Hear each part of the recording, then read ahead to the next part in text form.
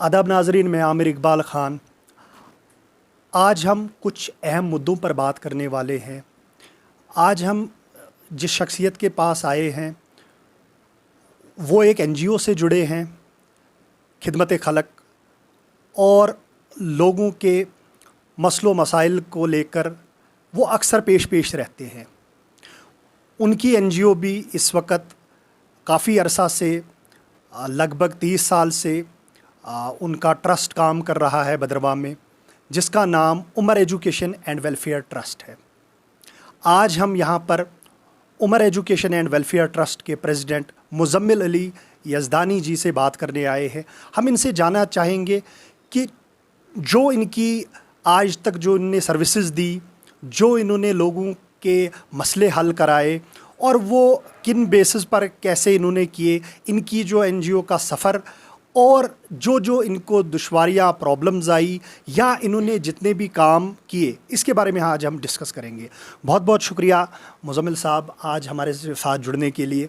सबसे पहले हम जानना चाहते हैं, ये जो आपकी Umar education and welfare trust NGO है, ये रजिस्टर्ड कहाँ से है, कब हुई है और कितना अरसा इसको हुआ है? तफसील से आप ज़रा इस पर ज़रा रोशनी डालें। देखिए आमिर साहब, ये जो एनजीओ है working in Bhaderwah Umar education and welfare trust, जैसा कि आप सब लोग जानते हैं 1987 से हमारे वालिद साहब मरहूम मोहम्मद इकबाल साहब, उन्होंने इस एनजीओ की संगे बुनियाद रखी भद्रवाह में, और थ्रू आउट द लाइफ उन्होंने भद्रवाह की खिदमत की, बढ़ चढ़ कर तालीम के शोबे में लोगों को जागरूक करते रहे, लोगों की पेशकदमी करते रहे लोगों के लिए।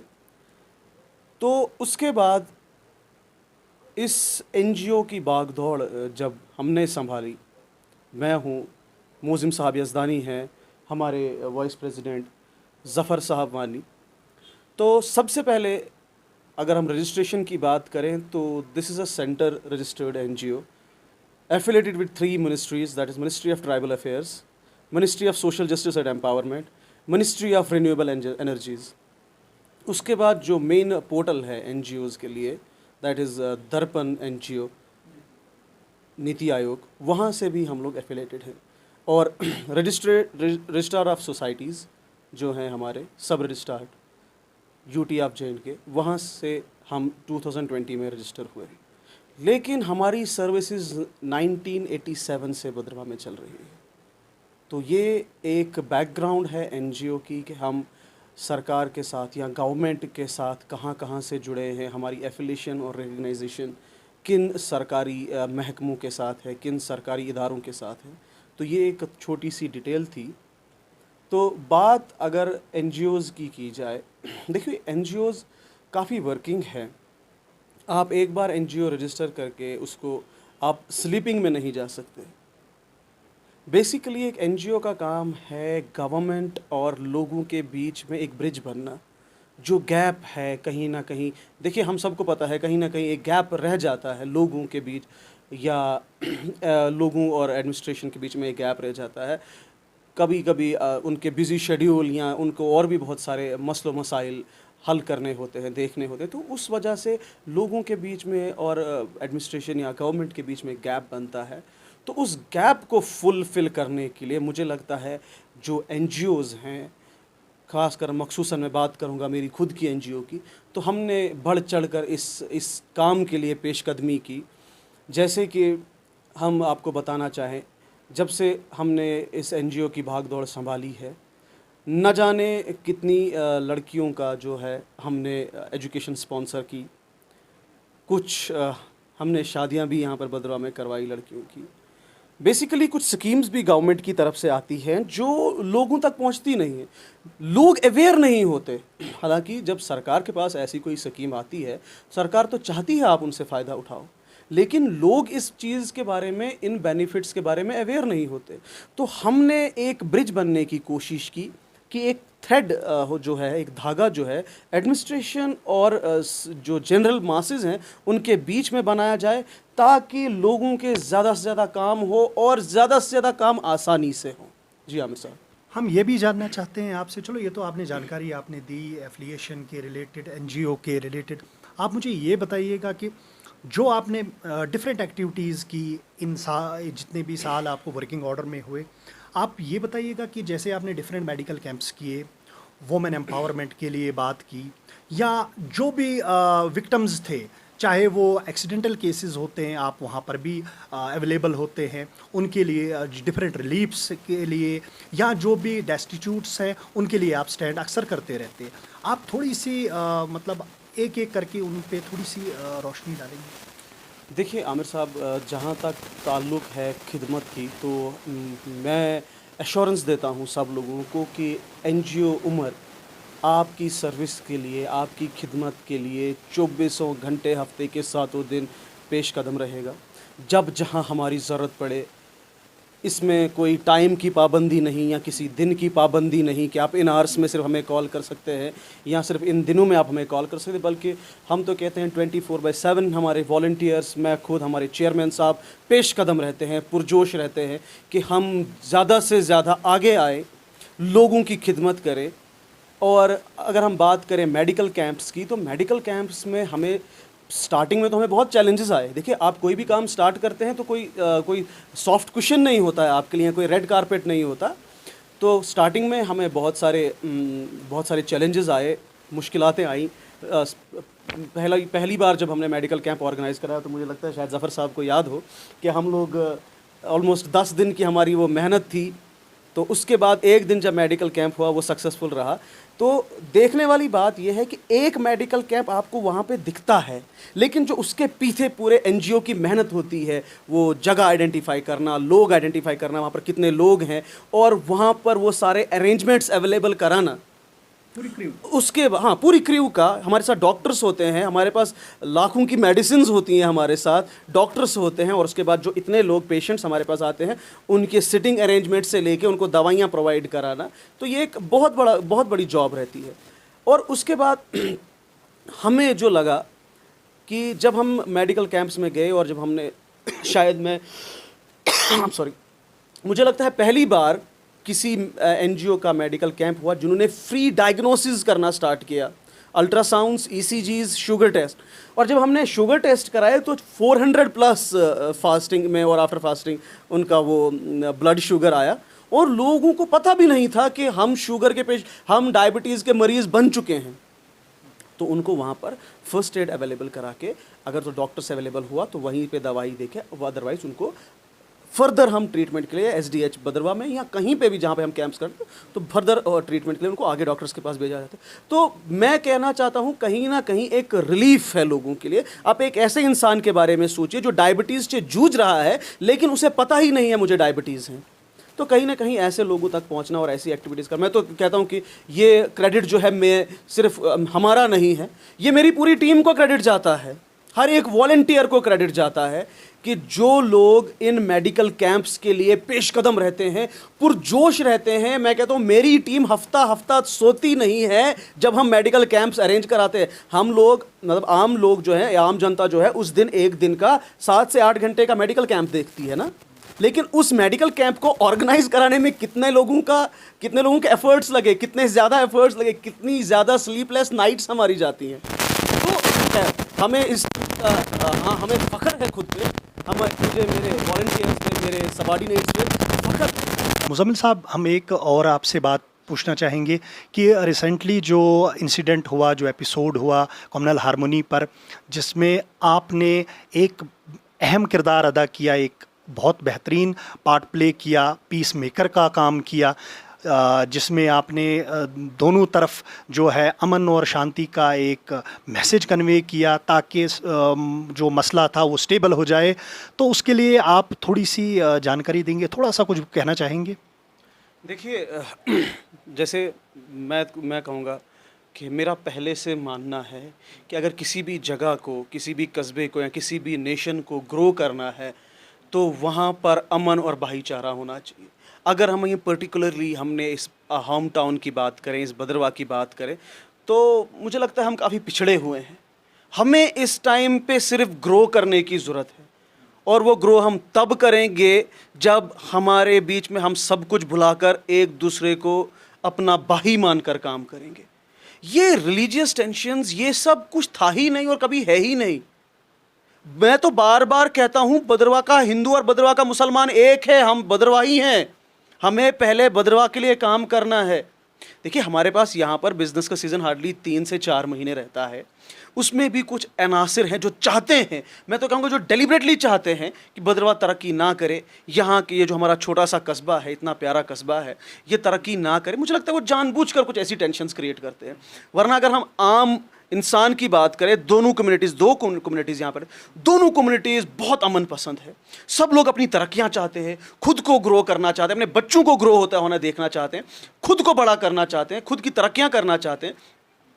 तो बस कुछ शरारती अनासिर होते हैं जिन्हें आपको साइड लाइन करना पड़ता है उस टाइम पे। तो आप, मुझे लगता है आप वो तभी काम कर पाओ जब आप उन लोगों को साइड लाइन कर देते हो उस टाइम पे।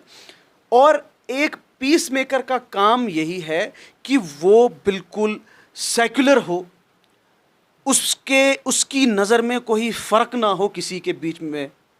देखिए यहाँ पर वासुकी नाग जी का जो एपिसोड हुआ, मैं खुद वहाँ पर गया, मेरी एनजीओ, हमारे चेयरमैन साहब, हमारे वाइस प्रेसिडेंट साहब वहाँ पर थे, उन लोगों ने भी हमारा वेलकम किया और हम लोगों ने कहा कि हमारा पूरा समर्थन आपके साथ है। जिसने भी ये एक्ट किया हो, वो इधर से हो या उधर से हो, आप उसको उठाओ, उसको बुक कीजिए, उसको कड़ी से कड़ी सज़ा दीजिए। या कहीं से भी, इस साइड से या उस साइड से कोई भी हेटेड स्पीच देता है, क्यों देगा यार? लॉ से ऊपर कोई नहीं है, कानून से ऊपर कोई नहीं है। लेट द लॉ डिसाइड कि क्या सही है क्या गलत है। जब कानून है हमारे पास, जब हमारे पास संविधान है, हम उस संविधान को मानने वाले हैं, हम उस संविधान की इज्जत करने वाले हैं, तो फिर ये कम्युनल टेंशन्स क्यों? हम सब एक हैं, हम सबको बस तरक्कियां करनी है, हम सबको बस आगे बढ़ना है, हम सबको बस एक दूसरे के साथ से एक दूसरे का विकास, जिसे कहते हैं मोदी जी, कि हमें एक दूसरे के साथ से एक दूसरे का विकास करना है। हमें किसी चीज़ में, किसी और बिजनेस से पढ़ के फ़ायदा ही कोई नहीं। आप अपने फ़ायदे और नुकसान की सोचिए। आपका फ़ायदा तब है जब यहाँ पर पीस हो, जब यहाँ पे ब्रदरहुड हो। अभी देखिए कर्फ्यू जो लगा पिछले दिनों, कुछ बेवकूफ़ियों की वजह से, मैं कहूँगा कुछ बेवकूफ़ियाँ हुई, कुछ गलतियाँ हुई, और उसका भुगतना जो था, एक आम इंसान को उसकी मार पड़ी। एक दिन में जो कमाने वाले, जो दिहाड़ी वाले लोग हैं, या जो बाज़ार में एक फड़ी फरामोश है, उनको सबसे ज़्यादा मार पड़ी। तो वो लोग कहाँ से अपना गुजारा करेंगे? वो लोग इस टूरिस्ट सीजन में पूरा कमा के फिर अपने पूरे साल की इनकम का एवरेज निकालते, तो पूरे साल वो पैसा यूटिलाइज करते हैं अपनी फैमिलीज के ऊपर। तो अगर हम ये सब चीज़ें करते हैं ना, तो अगर खुद के बारे में नहीं सोच रहे, तो कम से कम इंसानियत के नाते उन लोगों के बारे में सोच लीजिए, कीजिए। पहले आप उन लोगों के बारे में सोचिए। भाई, एक इंसान दिन में 400 रुपये कमाता है और रात को 5 लोगों का पेट भरता है। क्या मुझे अब ये कम्युनल टेंशन क्रिएट करनी चाहिए? क्या मेरा इंसानियत, मेरा ज़मीर मुझे अलाउ करता है कि मेरी वजह से कि कर्फ्यू लगे, मेरी वजह से हालात ख़राब हों और किसी के घर में खाना ना पहुँचे? क्या मेरा अल्लाह, मेरा भगवान मुझे इस चीज़ के लिए माफ़ करेगा कल को? तो अगर हम लोग ये चीज़ सोचें, तो मुझे लगता है कि हम सब कुछ भुलाकर यहाँ पर भाईचारा मेंटेन करेंगे, यहाँ पर बराबरी हो सबकी, हिंदू मुसलमान एक साथ जुड़ा हो। देखिए, मैं आपको एक छोटी सी बात कहता हूँ। जिस दिन यहाँ पर ये हुआ, वासुकी नाग वाला जो एपिसोड हुआ, मैं तो कड़े शब्दों में उसकी निंदा करता हूँ। मुझे कोई आपत्ति नहीं है ये कहने में कि जो हुआ गलत हुआ। मैं कहता हूँ उनको लाओ, और उनको लॉ के अंडर जो भी उनके वो जो बनती हैं सेक्शंस, वो लगा के उनको बुक कीजिए, ठीक है? तो कितना अच्छा होता अगर भद्रवाह से ये ब्रदरहुड का मैसेज जाता कि यार यहाँ पर हिंदू, मुसलमान, सिख सब एक साथ रहने वाले हैं, सबकी एक बात है, सबकी एक ताकत है। तो हमारी ताकत तब ही है जब हम सारी कम्युनिटीज़ जुड़ी हुई। अगर हम बिखरे हो गए ना, अगर हम बिखर गए ना, तो हमें सोचना चाहिए कि हम अपनी आगे आने वाली नस्लों के लिए हम उन्हें क्या प्लेटफॉर्म दे रहे हैं, हम उन्हें तरक्कियों के लिए क्या करेंगे, हम उनकी तरक्कियों के लिए। अब भद्रवाह तो मैं कहता हूं, आप डोडा और किश्तवाड़, इवन ठाठरी से कंपेयर नहीं कर सकते। यहाँ की इकोनॉमी, वो बहुत आगे चले गए हैं जनाब। आप देख लीजिए, मैं नहीं कहता, आप खुद से देख लीजिए, उनका ट्रेड देख लीजिए, उनका बिजनेस देख लीजिए। तो अगर हम कुछ करना चाहते हैं ना, अगर हमें सच में इस भद्रवाह की, इस अपने कस्बे की, अपने मुल्क की देखिए, मुल्क सबसे ऊपर है। अगर हमें सच में अपने इस मुल्क की, अगर सच में हम देश प्रेमी है ना, इस मुल्क से हमें प्यार है ना, तो हम भाईचारा मेंटेन करेंगे, हम एक बनकर रहेंगे, हम सब एक साथ चलेंगे, कांधे से कांधा मिलाकर चलेंगे, तब जाके ये मुल्क तरक्की करेगा। ये मुल्क तब तरक्की करेगा, इकोनॉमी पे तब फोकस देगा जब बाकी लॉ एंड ऑर्डर की टेंशन्स हमारे पास नहीं होगी। जी मुज़म्मिल साहब, हम आपसे एक चीज़ और जानना चाहते हैं, कोई ऐसा मैसेज आप कन्वे करना चाहते हैं जनरल पब्लिक को, जो स्कीम्स एनजीओ का ना मतलब भी है कि नॉन गवर्नमेंटल ऑर्गेनाइजेशन, जहाँ पे गवर्नमेंट नहीं पहुँच पाती, सरकार नहीं पहुँचती, वहाँ पे एनजीओ ऑर्गेनाइजेशंस पहुँचती है। आप मुझे ये बताइए कि जहाँ पे गवर्नमेंट की स्कीम्स नहीं अभी तक पहुँच पा रही हैं, क्या आप ऐसा कोई मैसेज कन्वे करना चाहते हैं जनरल पब्लिक के लिए कि जो इस वक्त उनके लिए एक काफ़ी फ़ायदेमंद साबित हो? देखिए, हम खुसूसन हमारी एनजीओ जो है बार बार तरक्कियों की बात करती है, अपलिफ्टमेंट की बात करती है, यूथ एम्पावरमेंट की बात करती है। तो हमारे पास ऐसी बहुत सारी यूथ के लिए स्कीम्स हैं। बेसिकली स्कीम्स जो हैं वो थ्रू गवर्नमेंट हैं। जैसे मैंने कहा कि बहुत सारी स्कीम्स के बारे में लोगों को पता ही नहीं होता, और जिन लोगों को पता होता है वो लोग अगर अप्लाई करना चाहते हैं तो कहीं ना कहीं शायद टाइम कंजप्शन की वजह से उन्हें लगता है कि टाइम बहुत इसमें लग रहा है, तो इस फॉलो अप छोड़ देते हैं उस चीज़ का। तो हम चाहते हैं कि अगर कहीं आपको ऐसा लग रहा है कि आपसे नहीं हो पा रहा है तो हमारे पास आइए, जो काम आपसे नहीं हो पा रहा है वो हम आपको करके देंगे। उसके बाद अभी रिसेंटली हमारे एक नौजवान भाई हैं शेख वारिस, जिन्होंने अभी यहाँ पे ठंठेरा में एक इतना प्यारा टूरिस्ट डेस्टिनेशन डेवलप किया है। देखिए, भद्रवाह में अगर अब देखा जाए तो टूरिज़्म से बड़ा कोई स्कोप है नहीं। यहाँ पे मेन स्कोप जो है टूरिज़्म का है। जम्मू प्रोविंस की नंबर 1 टूरिस्ट डेस्टिनेशन है। तो उन्होंने एक टूरिस्ट डेस्टिनेशन यहाँ पे डेवलप की, including washrooms with luxury beds and all. तो हमारी एनजीओ ने उनको फुल सपोर्ट किया, प्रमोट भी किया, सपोर्ट भी किया, स्पॉन्सर भी किया, तीनों चीज़ें। ये हमारी इस स्कीम के लिए जो हमारे चेयरमैन साहब ने अभी एक स्कीम लॉन्च की है, शायद कल की प्रेस कॉन्फ्रेंस में उन्होंने इसके बारे में जिक्र किया था, SSP, supporting, sponsoring and promoting. हम ये तीनों चीज़ें कर रहे हैं यूथ के लिए। हमारा तो मेन फोकस ही यूथ एम्पावरमेंट पे है कि हम यूथ को ज़्यादा से ज़्यादा एम्पावर कर सकें, और भी बहुत सारी स्कीम्स के लिए। और जैसे कि जॉब्स की बात हमने डिस्क्लोज़ की अभी, with in the period of 2 months, तो जॉब्स का भी हमारे पास है, वो भी हो जाएगा। और ऐसी कोई स्कीम्स और आप हमारे साथ जुड़ना चाहते हैं तो हमारे पास आ जाइए। जिन स्कीम से आप फ़ायदा उठाना चाहते हैं तो आप आइए। हमारी एनजीओ जो है 24/7 पेश कदम रहेगी, आपके साथ हाजिर रहेंगे आप लोगों की मदद के लिए हम हमेशा।